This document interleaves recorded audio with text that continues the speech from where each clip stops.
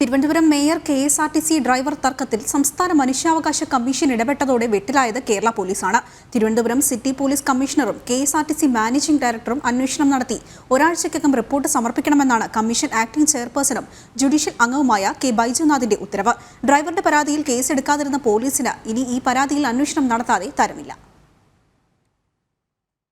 KSRTC driver എൽ.എച്ച്. യദുവിന്റെ പരാതിയെക്കുറിച്ച് അന്വേഷിക്കാൻ police തയ്യാറായില്ലെങ്കിലും സമാന പരാതിയിലാണ് സംസ്ഥാന മനുഷ്യാവകാശ കമ്മീഷൻ അന്വേഷണത്തിന് ഉത്തരവിട്ടത്.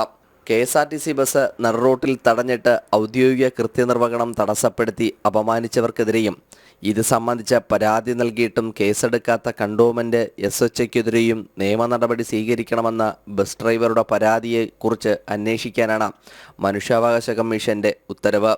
തിരുവനന്തപുരം സിറ്റി പോലീസ് കമ്മീഷണറും കെ.എസ്.ആർ.ടി.സി മാനേജിംഗ് ഡയറക്ടറും അന്വേഷണം നടത്തി ഒരാഴ്ചയ്ക്കകം റിപ്പോർട്ട് സമർപ്പിക്കണമെന്ന കമ്മീഷൻ ആക്ടിംഗ് ചെയർപേഴ്സണും ജുഡീഷ്യൽ അംഗവുമായ കെ ബൈജുനാഥിന്റെ ഉത്തരവിട്ടതോടെ ഈ കേസിൽ പോലീസിന്റെ ഏകപക്ഷീയമായ അന്വേഷണവും തകിടം മറിഞ്ഞു. മെയ് 9 തിരുവനന്തപുരത്ത് മനുഷ്യാവകാശ കമ്മീഷൻ ഓഫീസിൽ നടക്കുന്ന സിറ്റിംഗിൽ ഈ കേസ് പരിഗണിക്കും. കണ്ടോൺമെന്റ് എസ്.എച്ച്.ഒയെയും അന്വേഷണ ചുമതലയിൽ നിന്ന് മാറ്റി മറ്റൊരു ഏജൻസിയെ കൊണ്ട് അന്വേഷിക്കണമെന്ന യദുവിൻ്റെ ആവശ്യം. 1 മുതൽ 5 വരെയുള്ള എതിർകക്ഷികൾക്കെതിരെ ഔദ്യോഗിക കൃത്യനിർവഹണം തടസ്സപ്പെടുത്തിയതിനും തന്നെയും യാത്രക്കാരെയും സഞ്ചരിക്കാൻ അനുവദിക്കാത്തതിനുമെതിരെ അന്വേഷണം നടത്തി നിയമ നടപടി സ്വീകരിക്കണമെന്നാണ് പരാതിക്കാരൻ്റെ ആവശ്യം.